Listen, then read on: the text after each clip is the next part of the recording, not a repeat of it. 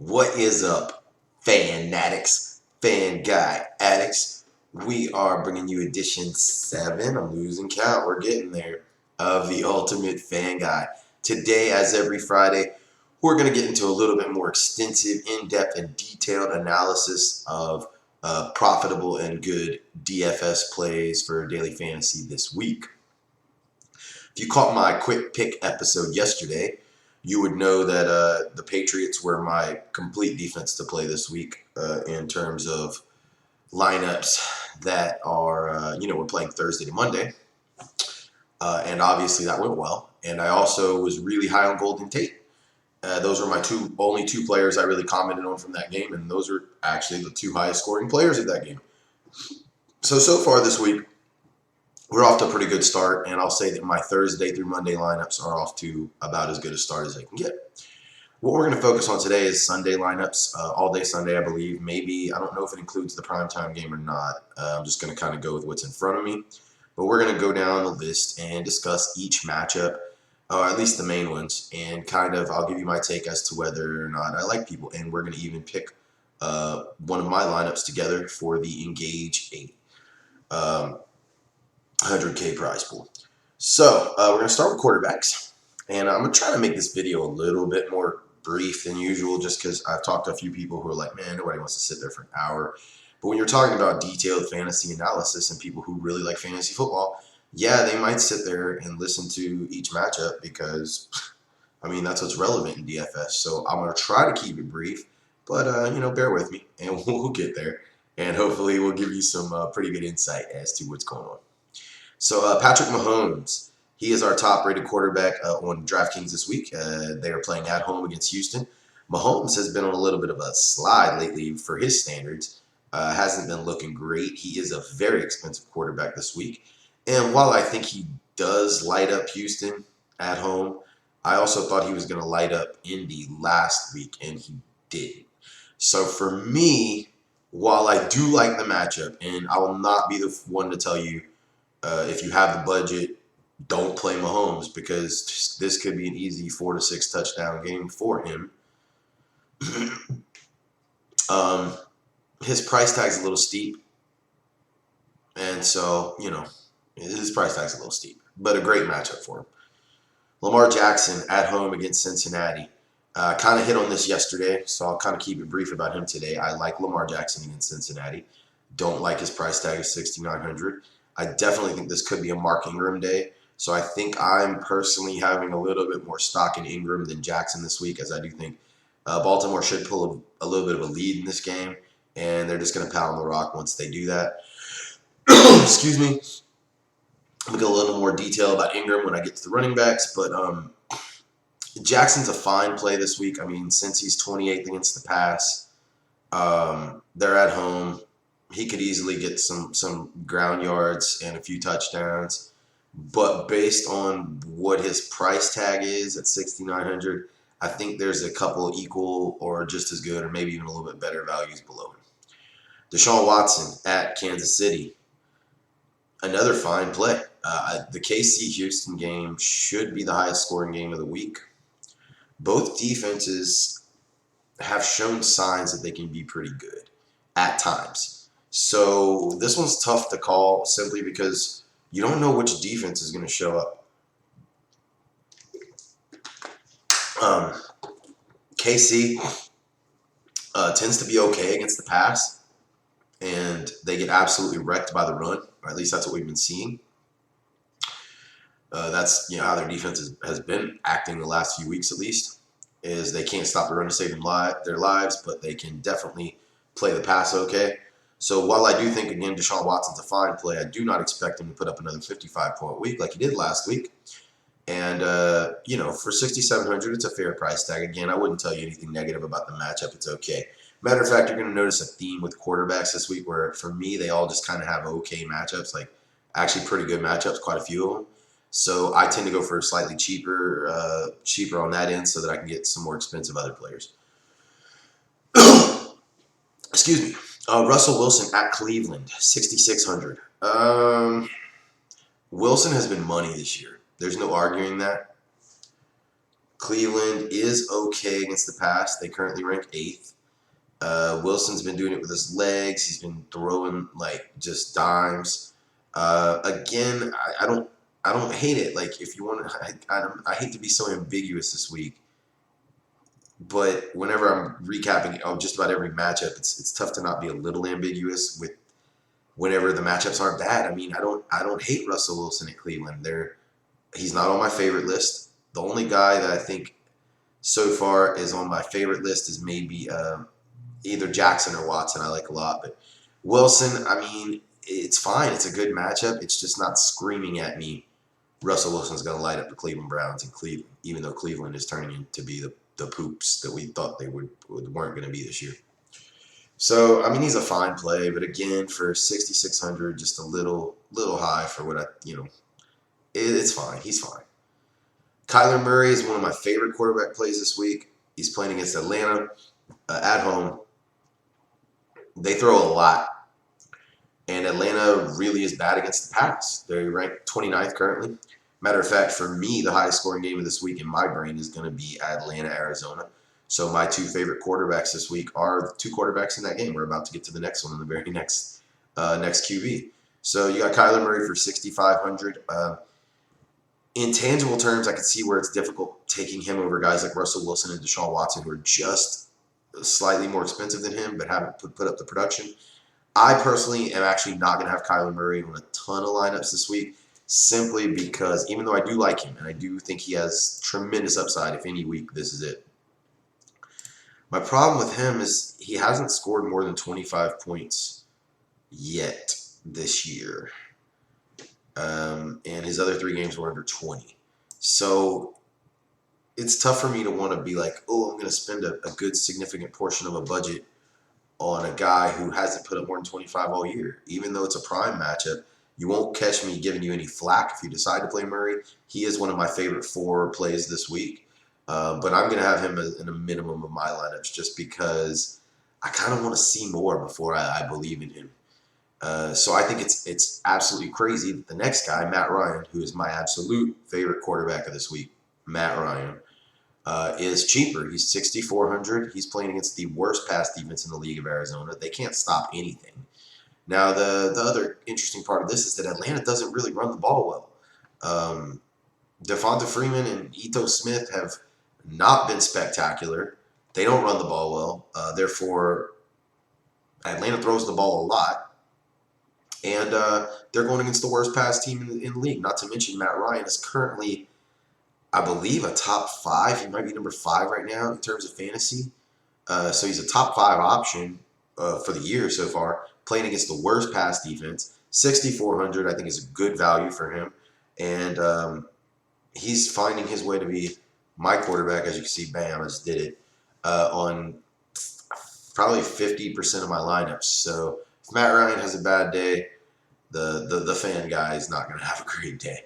But if Matt Ryan has a bad day, he really has let the world of fantasy football down, because this is a juicy matchup that he should never botch, ever. Matt Ryan should be good for 300 to 400 yards, if not more, and 3 to 4 touchdowns. That's an extreme guess, but unless Devonta Freeman just figures it out or Ito Smith figures it out, I can't see him doing worse than that. It already kicked me out of there.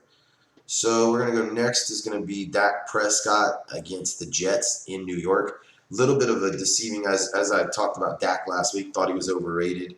He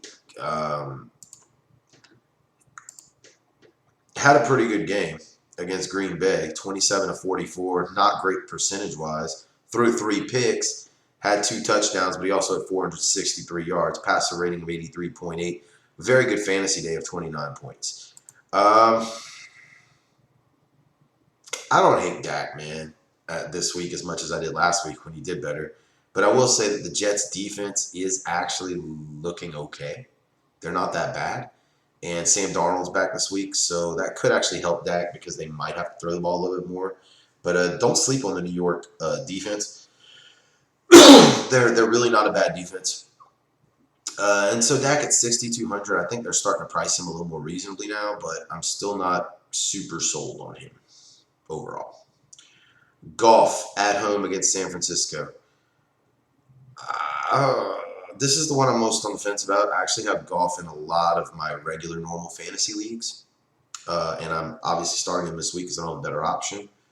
San Francisco's defense looked very legit last week. I still want to see him do it one or two more times before I'm like in on that defense for sure.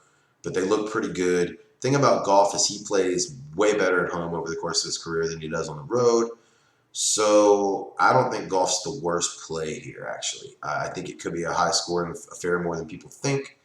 My problem with this game in general is that I could see it either being a complete defensive showdown on both sides or a shootout. And there's not a whole lot of games where I give that range of possibilities. But these two teams are wildly inconsistent in terms of, excuse me, what you see week to week. Some weeks they come out guns blazing, putting up mega points. Some weeks their defense show up huge, and other weeks they don't.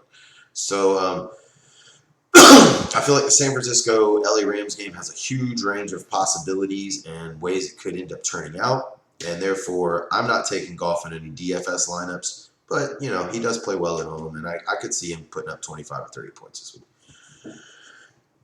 Excuse me. Carson Wentz at Minnesota. Don't like him. Don't like him this week. Minnesota's defense is stout, and Wentz hasn't been looking that good. I don't. Checking right now to see is Deshaun Jackson. I want to see the Deshaun Jackson status. Where is he at? Oh, he's out. Okay. Oh yeah, he's out. So yeah, I don't really like Wentz this week. I don't think he's I just don't think he's got a ton of upside this week. I think it's yeah, that's about all I got to say about that. Not on the Wentz train this week. Garoppolo against the Rams, same thing I felt about Goff. You just don't know what you're going to get out of this guy. You look at him, their running backs are very involved. His highest game this year was 23 points. Other than that, it was 11, 12, and 15 last week when they won 31-3. He had 2 TDs, but only threw for 181 yards. Let's be real, y'all. San Francisco has cluster in their backfield in terms of running backs. You don't know which running backs could do anything. Could be Breda, could be Coleman, could be Jeff Wilson Jr., could be Raheem Mostert, but they rely on all 4 of those guys, and that really cuts into Garoppolo's value. So no, I'm not high on Jimmy G this week or really any other week in terms of fantasy. I think he's actually looking okay IRL, like in real life. Breeze is out again. Baker Mayfield has been an absolute dumpster fire. I wouldn't touch him with my enemies, if you know what I'm saying. He's completely overrated and looked terrible this year. So until he can right that ship, I sure as heck ain't trusting him against Seattle's defense. Andy Dalton, I mean, are you really going to trust Andy Dalton against Baltimore? I'm not, and I would not recommend doing it, even though he might have to throw a little bit because they're going to be behind. So I do think Tyler Boyd's going to be a good play. We'll get to that in a second, but Andy Dalton, no. Teddy Bridgewater, I'm going to send out a personal card to this guy apologizing for hating on him. He really has looked okay last few weeks in Breeze's absence. I still don't think he's the answer for the Saints when Breeze retires, but he certainly has held his own, particularly last week, and showed that he can make throws further than 15 yards down the field. So, but they're playing against Jacksonville. And the Jalen Ramsey situation right now is still kind of up in the air. I can't start Teddy Bridgewater in DFS, man. I mean, it's one of those plays where if it works out, you got him super cheap and it's awesome, but he just hadn't shown enough to warrant that. The next guy, Kirk Cousins. I actually like Kirk Cousins this week, only because they're at home and Philly has a really stout run D. So I do think Cousins is going to have to throw. My worry about Cousins is last week everybody's like, yeah, Kirk Cousins is back. He's throwing so good. Dude put up 23 points. He is just like Jimmy G that we just mentioned. He's not really putting up tons of yards this year. His best game of the year was last week at 23. Now, I'll go on a limb and say I actually think he has a better week this week than last week. So I do think he scores more than 23. So for his value at 5,200, it's fine. They're going to have to throw against Philly. I'm got to check. Adam Thielen, haven't seen the report on him today. I know yesterday he was out with a sickness. Okay, so he's back. Yeah, Thielen's fine. That bodes well for Cousins, and I think Cousins, in terms of value, is one of the better plays this week. I think he has a good day against Philly. He puts up 25 plus fantasy points. Darnold against Dallas. Darnold, don't really know what to think about him on this little comeback he's doing from his mono. The only game he played this year, he only had 13 points. He threw the ball 14 times to Jamison Crowder in that game. Worth noting. Jamison Crowder looks to be the favorite target of the Sam Darnold in the extremely limited uh, time we've seen him. I'm not going to trust Darnold against Dallas, even though I don't think Dallas's defense is as good as their numbers say they are, because, again, they've played really not many people. I don't trust Darnold in terms of that. If you're really looking for some value here, I guess the next guy, Gardner Minshew at 5,000, he's fine. He's playing against New Orleans. You don't know which Lattimore is going to come out, and Eli Apple is terrible. So at home against New Orleans, I could definitely see Jacksonville having to throw the ball quite a bit. I'll probably actually fit Minshew on a lineup or two just because he's so cheap and realistically has some decent upside. Looking at his game log, he is on the uptrend. He had his best game against Carolina, which is a tough defense in Week 5. He put up 27 points. He's only looked to be getting better each and every week. He's getting cool connections with DJ Chark. They seem to have a little bit of a thing going. So if you're digging the barrel and you're really looking for like a cheaper find at quarterback this week, this is my guy. This is Gardner Minshew Jr., who is probably the cheapest quarterback that I'm willing to play this week. Keenum's going to start for Washington against Miami. They announced that today. I would not be surprised if Keenum had a good game, so I will retract my statement just now. But he is the same price as Gardner Minshew, and I think I like Minshew a little bit more. But again, Keenum's playing against Miami. I'm a little sketchy about both those teams in every way possible. And with the new coaching staff, I don't really know how it's going to shake out in terms of what they're going to be doing. If I had to guess how this game goes, I actually think Washington pulls out to a lead because Miami's just that bad. And they run the ball. I think Adrian Peterson is going to be one of my better value plays at running back, but we'll get to that in a second. So Keenum is the starter there. And if you're looking for value and you don't like Minshew for whatever reason, Keenum's a fine play. Mariota against Denver, just know Mariota's best game of the year is 22 points, 23 points, 24 points. And he has had an 8 point, a 13, 18. He's just wildly inconsistent. Hasn't looked good. I would never trust him, especially when you get those other guys for 1,000 more. And he's playing against Denver, who's actually decent defense. Flacco against Tennessee at home. Tennessee has a pretty freaking good defense. Again, the disrespect they showed to Joe Flacco is pretty wild. But when you look at his numbers, I guess it's kind of warranted. He has a 26-pointer this year, but the rest of them, he has a couple games under 10. Let's be real. If you're scraping the barrel, the lowest you want to go here is Minshew and possibly Keenum. But realistically, I'd go a little higher and say, Cousins is okay. I've gone through each of them. Those are the guys I like.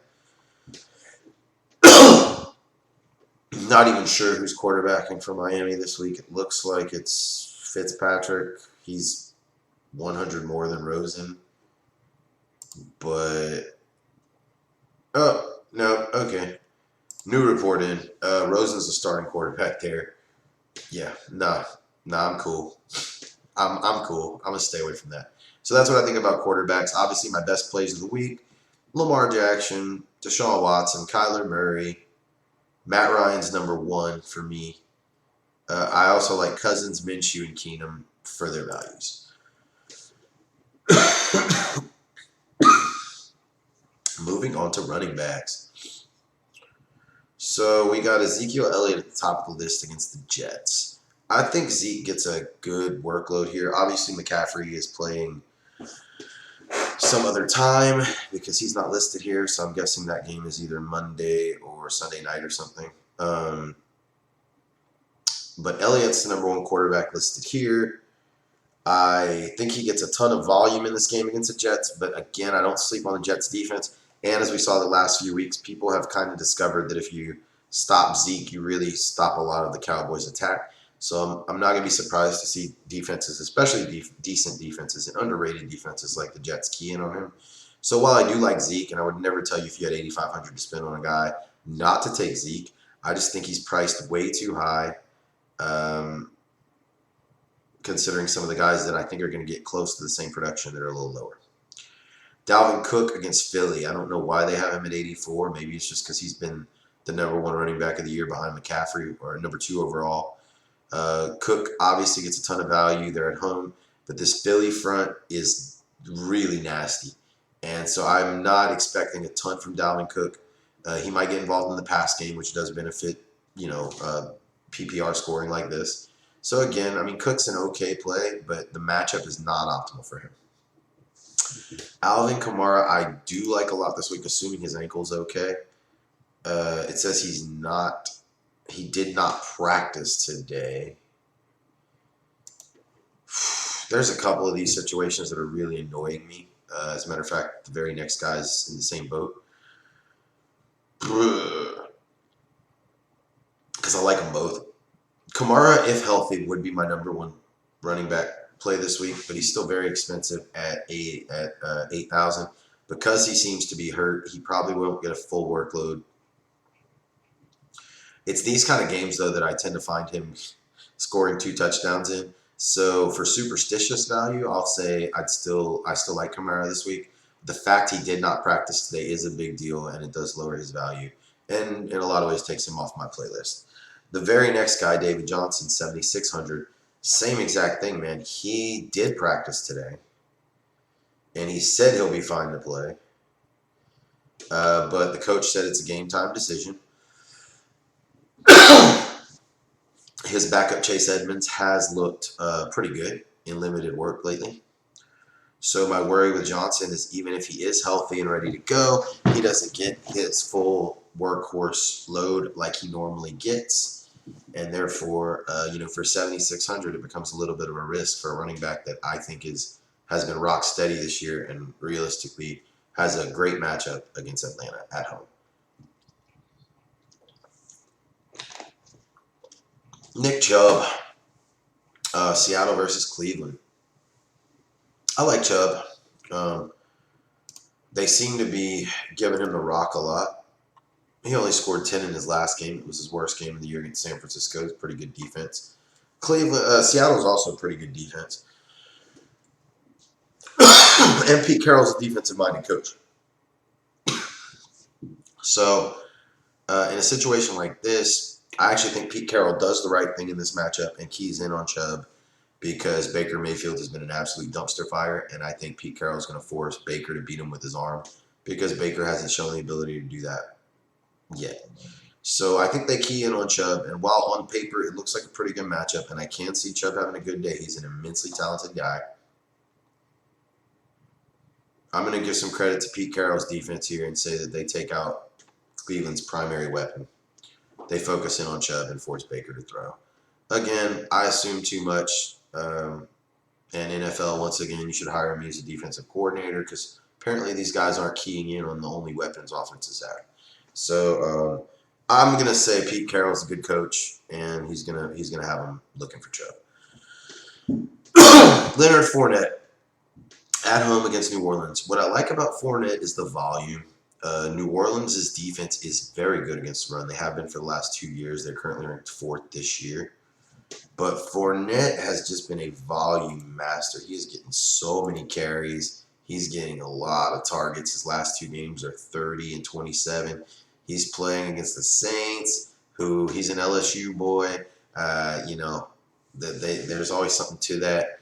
So I actually think even though on paper it's not the best, I like his volume more than anybody above him except for, he gets the volume of Elliott and Cook, who are $2,000 more than him. And I think he returns similar value this week. So I do like Fournette, but not a ton. He's not one of my favorite plays, but I think he's a better play than the guys above him, other than maybe him and Chubb are kind of close. I got to give Pete Carroll some credit here. Next running back, I'm going to click on and add him to my list to show you that I do firmly like this guy this week. And this is a guy I've been pretty low on at several times this year, which means I know he's going to screw me this week. just in some weird, twisted sense of karma, and that is Mark Ingram. Mark Ingram, my big issue with Ingram, and I've said it week after week, is that he just doesn't get the volume of a lot of these other guys. Ingram only plays, half to 60% of his team snaps. He does get, quite a few carries a game. I mean, but not really. I mean, 14, 13, 16, 12, 19. So he averages about 15 carries a game. And he's not super involved in the pass game. He only gets a couple targets a game. They're playing Cincinnati. I might even change this. I already have Ingram on a few lineups. I'm not putting him on this one. That's how I don't even know about Ingram. Like I said, I don't trust his volume.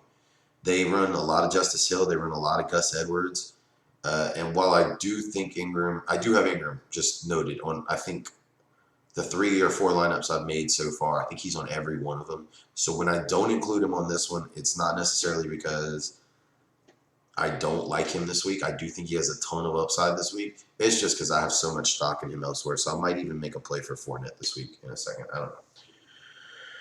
Le'Veon Bell against Dallas. You know what? I'm going to take a flyer on Le'Veon this week, I think. Yeah, I am. I think they're going to need him against Dallas. I think Darnold being back is going to help him. I don't believe in Dallas. And again, Le'Veon Bell is their workhorse. He is their dude. He is he is high volume. So I can get behind that. Dallas has been pretty good. I don't know. I think I'm going to wait to get my running backs maybe till after I do receivers and tight end and defense. Because Bell's on the fringe for me too. I think I put him in the exact same category as Fournette. They're both playing a pretty decent defense against the run. They're both going to get tons of volume. What I like about Bell a little more is he seems to be way more involved in the passing game, receiving 9, 10, 4, and 9 targets a week on top of his carries. Yeah, you know what? I'm going to put Bell in this lineup. I think with Darnold back, they're going to dump to him a lot. So I think you're looking at 8 to 10 points just in receptions this week. And that's not including the work. He's also obviously the only person they have on that team. And I'm not sure Dallas is going to key him the way they should. I mean, they should. It's the same thing I was just saying about Zeke in the same game. And how I feel Pete Carroll is going to key out Chubb. I never know what defensive coordinators are thinking and which ones are going to be thinking. So if Bell is not focal point of the defense's attack, then I think he has a pretty good day. I'm still going to take him out for now. I don't know. We're going to see where our budget's at. Todd Gurley's doubtful, so I think you play him at your own risk, and I'll leave that at that. Derrick Henry, very good matchup against Denver that has been very susceptible to the run. My issue with Derrick Henry, again, is his lack of involvement in the pass game. He is not involved in the pass game enough. 0 targets last game. 1 target, 2 targets, 3 targets, 2 targets. So he's just not... He's not involved. His best week was week 1. He hasn't had a great week since. I do think they lean on him a little bit this week. But I just can't trust a guy who doesn't catch any passes, even if he does get 70% of his team snaps. Chris Carson against Cleveland. Cleveland has just been really bad against the run. So I think Carson is okay. The fact that Rashad Penny is questionable also bodes well for Carson against Cleveland. Carson's also been catching some passes, I believe. Not a ton. They use ProSize more for that. I think Carson's a fine play this week at 6K. I really do. He's up against a Cleveland that's very susceptible. I could easily see Seattle pulling out a lead here and just kind of, doing what Seattle does and running the ball. So Carson, I like more than Derrick Henry, who is 100 more than him, and but not quite as much as maybe Le'Veon or Fournette or Ingram. But Carson for where he's at is fine. Devontae Freeman, they have him way higher than they have lately because he's playing against Arizona. And you never know when this guy's gonna have a game. It could be this week against a bad Arizona defense. Arizona typically is worse against the pass than the run. Freeman does look like he's actually been targeted a little bit. Any lineup, I'm not going to put him in this lineup, but I tell you what, Freeman is going to get a few spots from me this week where I don't have Matt Ryan as the quarterback, because I could see Atlanta just whopping him this game, going up by 2 or 3 scores, and then just running the ball with him and Ito Smith. He's also a decent pass catching back. So I'm not sleeping on Devonta Freeman this week at all. I think he's okay at the value 5,800. I'll probably be able to slide him in a few of my lineups, though I'm not going all in on him or anything like that. Damian Williams and LaShawn McCoy. So if you haven't figured out the trend from the last few weeks, I don't like KC skill position players at all other than Mahomes. And, I even heard Matthew Berry talking about it earlier in one of his things. It's just, it's like throwing a dot at a dartboard. You don't know who's going to get the work week to week. You just don't. There's no telling who's going to get the work. The only guy I think first is a slam dunk play on that offense is, Kelsey. Oh, actually, Tyreek Hill, and to a slightly lesser extent, Travis Kelsey. Kelsey's going to be a way overpriced tight end, though. So when it comes to Kansas City's receivers and running backs, I mean, somebody's going to score their points, but I just don't know who. So neither does Draftkings, apparently, which is why they have literally the KC running backs right next to each other at 5,700, 5,600. I would stay away from them just because you just don't know who's going to get it, and it's tough to predict that kind of stuff. Joe Mixon at Baltimore. I'm going to contradict a few of the other fantasy experts out there and say Baltimore's looked so bad against the run. Mixon is the only good thing on the Bengals. I like Joe Mixon this week. He could screw me again. He's behind the worst offensive line in the league. I'm not playing him. I can't play this guy. He just doesn't put up enough points. He's got upside this week, but Baltimore's at home. I'll retract that statement. Joe Mixon's a fringe play. I like his price tag of $5,500 for the volume he should get. Problem is, Baltimore's probably going to pull a lead. When Baltimore pulls a lead, Giovanni Bernard's going to be the guy. Joe Mixon's snap count's going to go down. No, I'd fade Mixon. I kind of talked myself out of that one as I talked to you guys. So, thanks. Philip Lindsay, he's in another situation that I just don't like, man. And the reason is I just don't know who's going to get the work between him and Royce Freeman week to week. I just don't know. They both get 13 to 17 attempts a week. They both get targets. I think Lindsay's their better guy. But again, they're playing against Tennessee, which is a pretty good defense. Lindsay could always have an okay week, and at 5,300, he's not a bad value for running back. But they really have a 50-50 workload in that backfield, and you just don't know what's going to happen. Matt Breida, same thing, man. He's in the most cluttered backfield in the entire league. Don't be biting on that 30-point performance last week. These guys score with Jeff Wilson Jr. They score with Raheem Mostert. They score with Tevin Coleman, who's just back from injury. So I will not be playing any San Francisco running back maybe ever this year because they use them all. That's why Jimmy G's stats are so low, is because they just run and they run and they run with 4 different guys. Chris Thompson, Washington at Miami.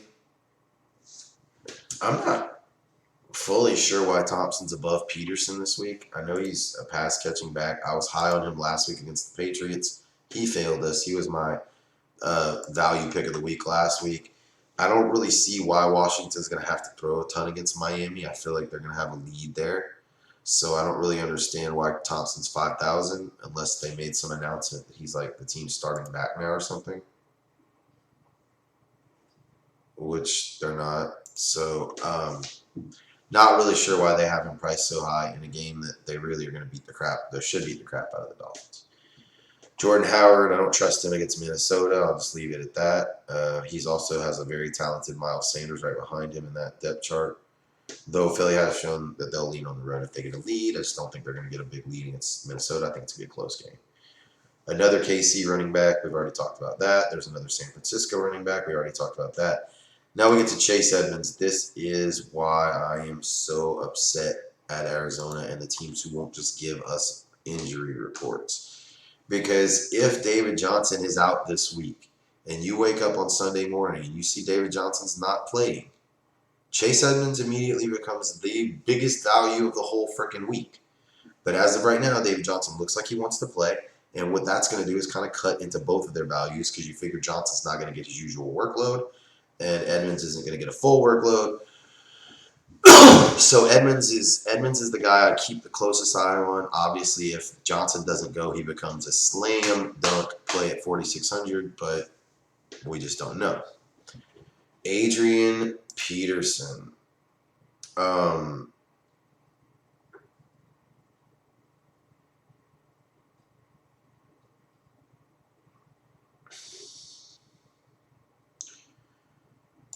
I like Peterson this week. I'm going to throw him in this lineup. I don't know what's going on with Washington now that Gruden's gone. But from all indications, it looks like they're going to gear towards a more run-heavy offense. And they're playing against Miami. So if there was ever a week that I'm going to trust Adrian Peterson this entire year, it's this week. He's only 4,500, so by spending only 4,500 on the first of my running backs, I know I'm going to free up some budget elsewhere, which is important. And I cannot help but think that Adrian Peterson is going to be a good play this week under a new coach he's Adrian freaking Peterson. And they're going to run the ball. So I'm going to knock on wood and hope that prediction's right. I'm not going all in on Peterson, but he is going to find his way to maybe 20% of my lineups. I'll probably have him on 3 or 4 lineups out of my 10 to 15 lineups. So I think Peterson's a great play this week because of his value. Royce Freeman, same reason Philip Lindsay. Yeah, you never know when he gets 50% of the team's carries and stuff, and he's involved in the pass game. But they're Tennessee. You just don't know. Carlos Hyde has some sneaky potential if the Houston Texans have taken anything from the last 2 games of the Kansas City Chiefs. Excuse me. And what I mean by that is the Chiefs can't stop the run. You just run the ball up the middle against them. So this might be the perfect game for Bill O'Brien because that's what he does anyway. So I could see Carlos Hyde having a sneaky big day if the Texans take the blueprint that was given to them from the last few teams that held KC in check. So Carlos Hyde's a fine play at 4,400. I actually do believe that. And he just hasn't had any big games, man. So even though I'm going to trust the volume this week, and I do think the blueprint to beat the Chiefs is to run the ball a lot, I'm not sure that they're going to because they might need to throw if they fall behind early. And Hyde's not involved in the pass game too much. So there's a lot of risk with Hyde, and it really comes down to whether you trust Bill O'Brien. And as somebody who lives in Houston, as you can see by this hat,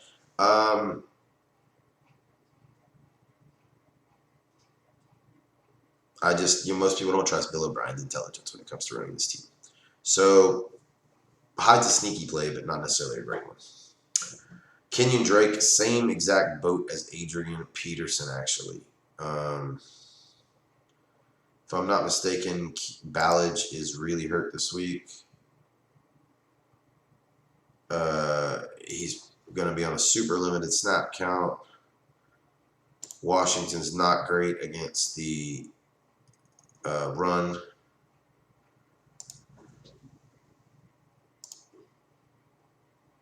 He gets some targets. I think Kenyon Drake, for his price tag of 4,400, is fair. I think he gets the majority of the work for Miami this week. And while I do tend to stay away from that offense altogether, if there was a week to deploy him, it would be this week. He'll probably find his way onto one or two of my lineups just as a flyer for a very cheap price. Tevin Coleman, San Francisco, Ito Smith, these are all backups, or they play for the freaking San Francisco 49ers. So anybody below that I'm not playing this week. I think Latavius Murray has some upside if Kamara can't go. So definitely worth monitoring that because Murray is only 3,700. So if for whatever reason Kamara cannot play, Latavius Murray also becomes an incredible value at 3,700. So I just wish we'd get, Friday. The reason I wait till Friday to do these videos is because we have the best idea of injuries.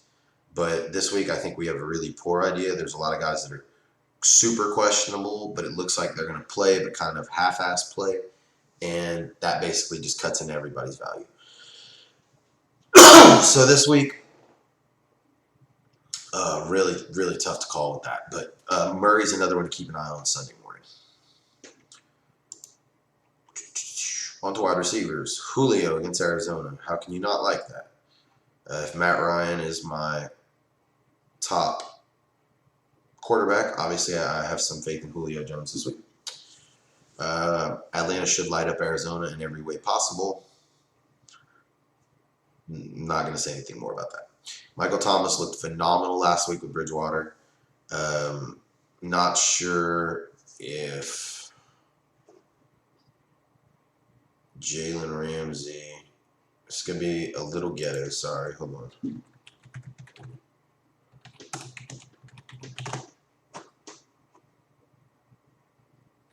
Of course, he's questionable, just like every other player this week that matters in certain matchups. Michael Thomas obviously gets a lot more value if Jalen Ramsey's out, a lot less value if Jalen Ramsey's in. I don't really like his price tag at $7,800 with Bridgewater anyway, even though we saw that they could have a connection last week. I'm not sure he goes back-to-back with that. I think it's more of a Kamara day if Kamara plays.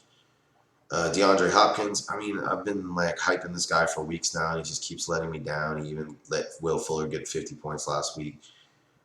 He's going to turn it around. I'm no longer playing him until he does, but if there was a week he was going to turn it around and they were going to need him to turn it around, it's going to be this week against KC. It looks like Houston's going to have to throw. And I don't think, Will Fuller is going to put up 2 50-point weeks in a row. So I like D-Hop a lot this week. But again, we just don't know. Cooper Kupp, somehow he's gotten up to the 7,000 range. I have him on all my fantasy teams this year. I was a big believer in him preseason. Tough for me to play him at 7,100. I just think it's a steep price tag for a guy who he's a target monster, man. Let's be real. He's not bad. And he could have another huge day. I just don't really like the price tag on Kupp. As you're going to notice, I fade a lot of the big value receivers most of the time. And if I'm going to spend that much on a receiver, it'll probably be D-Hop. Amari Cooper against the Jets. I like a Dallas receiver this week, but it's not Amari Cooper. Cooper could have a fine day. I think Prescott has an okay day. Cooper's been pretty good this season as a whole. But I go opposite of most people. Most people are like, ride the train. He had a 42-point week last week. Ride that. But my logical brain goes the other way. It's like if they scored 42 last week, they're not going to do it again this week. So I am wrong about that a lot, and I'm right about that a lot because I do think it in reality it goes both ways. But I don't think Cooper has the day that warrants a 7,000 price tag this week. Tyreek Hill. This is a big question mark for the week. He's a game time decision. Of course he's a game time decision. Why wouldn't he be? Why wouldn't everybody be game time decisions this week? So I think you can fire up Hill if he plays. I think he's a great play if he plays, in fact. An amazing play if he plays. But we don't know if he's going to play. So it's really tough to call that one. Odell, I'm not going to trust Odell against Seattle. I think he is going to have big games this year. I don't know if it's this week.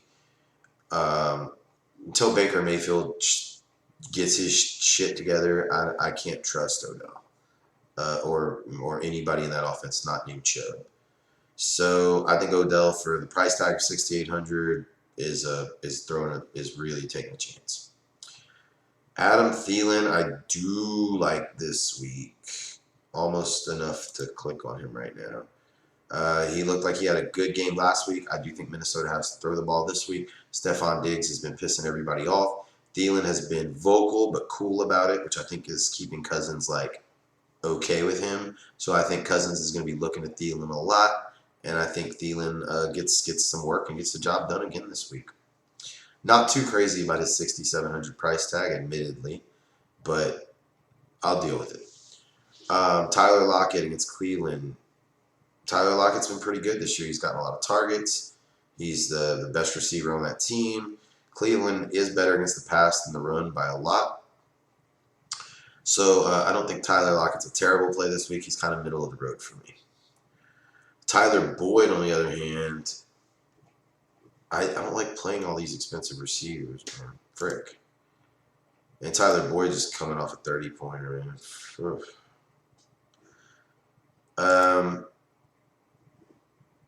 I think they're going to have to throw the ball a lot. So I'm not going to put Boyd on my roster just yet due to price considerations, but Boyd is an excellent play this week, and he will be finding his way onto several of my lineups.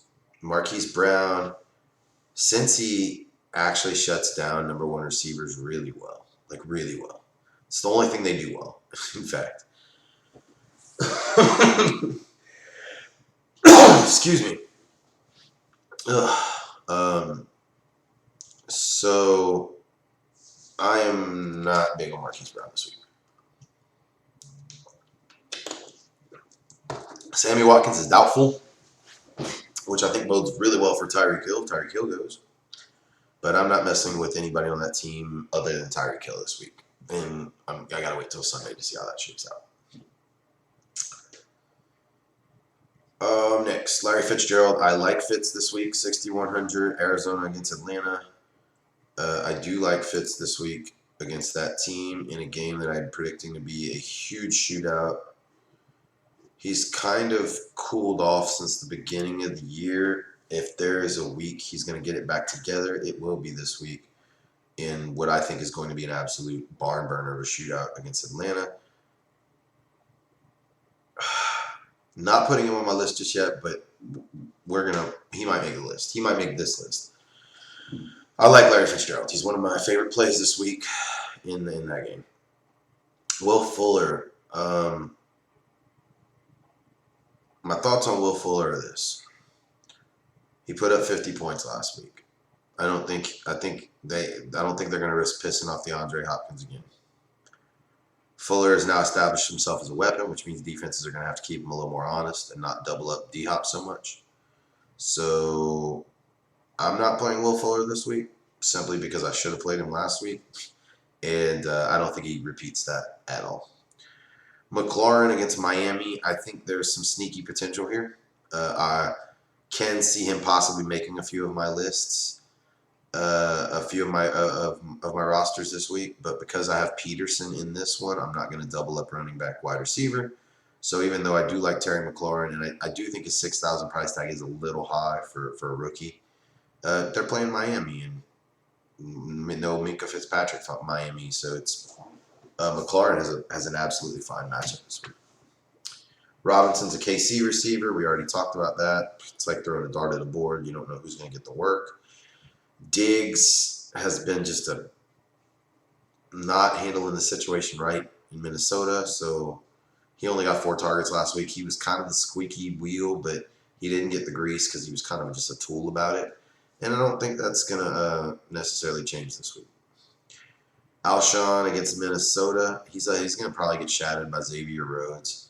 So I'm not too sure I like Alshon, even at a decent price tag of 5,800. I think he could find the end zone easily, but I don't think he's going to get a huge target share and a lot of workload going against that guy. Sean Jackson's out. Calvin Ridley against Arizona. I like Calvin Ridley against Arizona. I just don't like his price tag of 5,700 for a guy who's arguably the 3rd or 4th target on that team. They really spread the ball a lot between Julio, Austin Hooper, Mohamed Sanu, and Calvin Ridley. Believe it or not, Mohamed Sanu actually has the most receptions on that team. So Ridley is technically the 4th option in that passing attack. And for that reason, I do think his 5,700 price tag is a little high for a 4th receiver on the team in terms of target share. That being said, there is some sneaky potential there because, again, I do think this is I personally think it's the highest scoring game of the week. So, it is what it is. I don't trust Robert Woods or Brandon Cooks. I hate all the 3-headed attacks, man. I hate them all. That's also why I'm not high on Cooper Kupp, even though he's been just money, is because any team that has like 3 or 4 legit targets, you don't know who's going to get it week to week. So I find it peculiar when people ride lineups with those guys because who's to say this guy's going to get the work over this other guy or what, you know? So I'm not messing with Robert Woods. I do, however, really like Michael Gallup this week. I do. Gallup, in his 3 games he's played, he's only played 3 games. He has 39 targets. That's a ton. That's averaging 29 targets. That's averaging, almost 10 targets a game. He had 14 in his last game. His 3 totals were 27, 25, and 12. Last week he did it against Green Bay. It was a very good pass defense. So I do like Gallup. I think Gallup's on quite a few of my lineups already that I've made. So he is one of my favorite receivers this week for his price tag of $5,600. But I'm not going to commit to him just yet. Willie Snead for $5,500. Now, noting that Cincinnati takes out number 1 receivers, which is going to be Marquise Brown, I'll say that Willie Snead has as good an opportunity this week as he has any week of the year. That being said, I can't trust Willie Snead. And considering he's the same price as the next guy who I'm super high on, there's no way I'm playing Willie Snead over DJ Chark. DJ Chark is going to make my list. Actually, I don't know if he is. I already have him on so many lineups, too. The thing about Marshall Lattimore, cornerback for the Saints, is that he's really good, but he tends to play to his competition level. So when he plays against these marquee names, he tends to do better. I don't think Chark is a marquee name. I don't even necessarily think he's going to shadow Chark. So I do like DJ Chark. He has this thing going with Gardner Minshew right now. I could see this being a game. I don't know, man. I have Chark on so many. I think I have Chark on like all my lineups right now. So I'm a little hesitant to put him on this one. But just to show you guys, like I do, him and Gallup both. I definitely believe in them, and that's how we feel about that. I like DJ Chark a lot this week against New Orleans. On to Brandon Cooks. I kind of feel the same about him as I do about Robert Woods, just not great. Mecole Hardman plays for KC. We talked about that. I'm not trusting Jarvis Landry this year for this. He's got Baker Mayfield throwing to him. Christian Kirk is a sneaky play this week. I like Fitz a lot, so obviously I like Kirk a lot. Kirk is also questionable, though, so we don't know if he's going to play. His 5,200 value against Atlanta is fine. Again, I expect a ton of points in that game, so if you have 5,200, you're looking for a receiver, I think he's the guy. J.J. Westbrook, actually, now that I think about it, that's who Lattimore is probably going to cover. He is the Jacksonville's number 1, technical speaking. I just don't like his production so far this year, so I can't get behind it. Cortland Sutton against Tennessee. He's actually more expensive than Emmanuel Sanders, which I find very peculiar. They're playing against Tennessee at home. I can't help but think either Sutton or Sanders should have a good day, but again, with those two, you just never know which one it's going to be. And so I'm tending to stay away from that. Somehow they have Paul Richardson in the middle of them. Not messing with him. I'm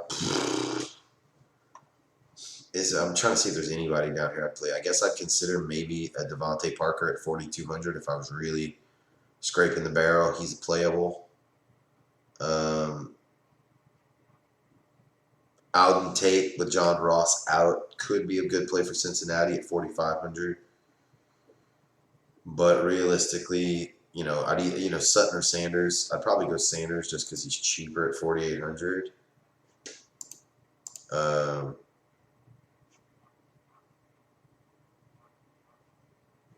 He looks very boom or bust though. Like it looks like Sutton's been a little bit more consistent, maybe a lot more consistent. So I think actually I kind of like Sutton. Looking at his numbers, somebody's gonna have to get work there. Could be him.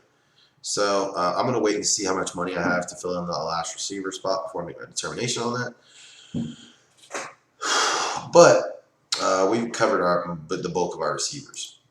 On the tight ends, these are going to be easy because I've already know from yesterday's edition that there's only a few tight ends I like, and they're all the most expensive ones. Barring, I don't like Travis Kelce, even though I do think he has a could have a pretty good day against Houston. So, Kelsey's just a little bit too expensive for my liking at 7K. However, I do like the next four guys: Ertz, Kittle, Hooper, Disley. I think these are all fine plays for their price range of 5,400 to 4,900. My personal favorite out of them, and I'm really going pretty much all in on this guy this week. I'm going to have to change up a few lineups to get somebody else in there just in case he busts. But Austin Hooper gets the famed matchup against the Arizona Cardinals, who can't guard anybody this week. They cannot guard tight ends. Hooper is getting 9. I think he's averaging 8 or 9 targets a game. Hooper is my slam dunk tight end play of the week at 5,000, which is still more than I like to spend on a tight end. But when you look at the other tight ends that are in the same range, they're all, Kittle's 5,200. I like Kittle a lot. Ertz, I think, could have a good day, but Minnesota's really tough, and he's 5,400. Disley's 100 less at 49. I think these are all fine plays. I really believe that. I think they all put up numbers this week. So yeah. Mark Andrews, man, I can't get behind this dude. I just can't, and he's been pretty freaking good some games this year. My problem with him is when you look at their snap counts, he doesn't even play he only plays like a third of the team snaps. So taking him for 4,800 when you could play any one of the guys above him who are all more workhorse tight ends, it just seems bad. And then anything below that, I just don't like. Period. You're saving a little. You could save up to I just don't like the matchups. I love Delaney Walker, just not his matchup this week, even though he's cheap. 3,700, I'll probably find a way to get him into a few lineups simply because he's the only cheap option I like. So I also think you can take a. Ugh.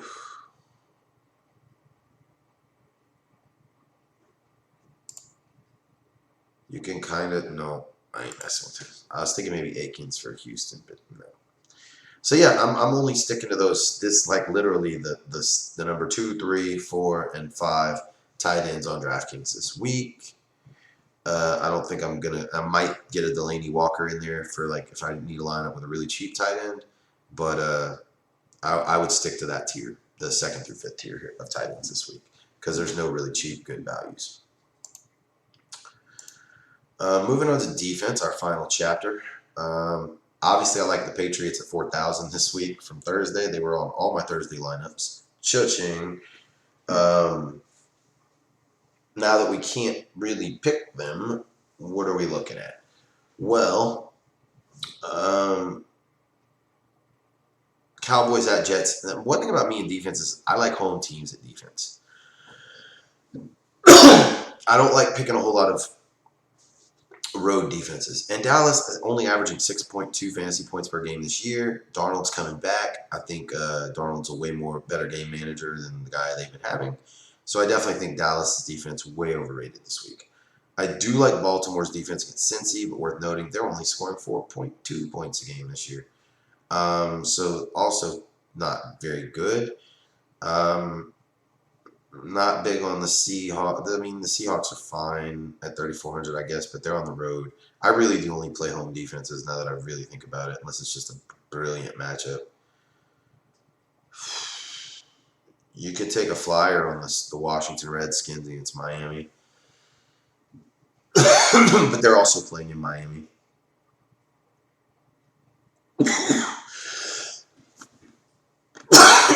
Excuse me. On that same note, you could take a flyer on the Miami Dolphins defense, but that's just a real dangerous play. But, they're cheap. They're playing against Washington, who's got a new coach. Oh, excuse me. Don't know how that's going to turn out. Titans, again, not at home against Denver. The defenses I normally would maybe like a little bit, like Tennessee against Denver this week. They're on the road. Broncos against Tennessee. Broncos defense has just been atrocious. This is not a pristine week for defenses at all. I'm not a fan of any defensive play this week other than the Patriots, who played on Thursday. So I guess if I'm having to pick here, it's going to be the Ravens or the Seahawks. not even close in price tag. So even though they are on the road, I'm going to go with Seattle against Cleveland because Baker Mayfield looks so bad, and I don't really like. I just don't like any of the other matchups. So that's my picks for the week. Um, and just to fill in this lineup, show you kind of how I do it is I get most of my lineups. I get guys I just know I kind of want in there, and then I fill in the rest. So it looks like I have 6,100 remaining average per player, which is a pretty decent amount. I'm going to use more than 6,100 on a running back. I already know that. It's going to be something in the Bell, Ingram, Fournette range.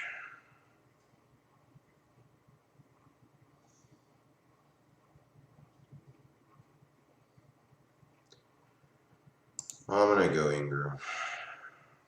No, I'm not. I'm going to go Bell. I'm going to go Bell on this one. I have Ingram on every lineup so far, so I am high on Mark Ingram, don't get me wrong. This is just me switching it up a little in case Ingram flubs me. I don't want to be all in on him. Bell's been pretty consistent. I know what kind of production I'm going to get from him. So now we have 6,000 per player. We have to pick another receiver. So I typically look below 6,000. Yeah, I'm going to go Gallup again. I need to switch some of these because like most of my lineups are featuring some of the same people. But I just like Gallup a lot this week for some reason. So now I have 6,500 for my flex. Looks like, yeah, we have enough for Tyler Boyd. I'm gonna roll out Tyler Boyd. Now we actually have 200, so it's something to think about. The budgeting wise, is there a running back for 6,600 that I like? There, God. All right, Mark Ingram, you got me. I just want to spend my whole budget. So there you have it. We just made a lineup right here in front of your eyes. Kind of gave you some analysis. It only took me an hour to do it. I hope you enjoyed it. That was kind of how I feel about most of the matchups this week. Uh, it's a tricky week to call for fantasy. I don't think it's going to be quite as brutal as last week in terms of people just blowing up for freaking 50 points out the wazoo every single game, which really handicapped everyone last week because if you didn't have the guys who blew up, you weren't doing anything. Most weeks are a little bit more close than that in terms of the number one guys to the rest of the field. There was just a few guys last week who blew the charts off of everything, and it really, really trickled down. So anyway, thanks for catching our Friday's edition of the Ultimate Fan Guy. I appreciate you stopping by. Hopefully you got a little insight. Might help you make a little money this week. And that's that. So thanks for stopping by. And we definitely appreciate it. And much love. So I will I'll see you guys next time. Thanks for stopping by.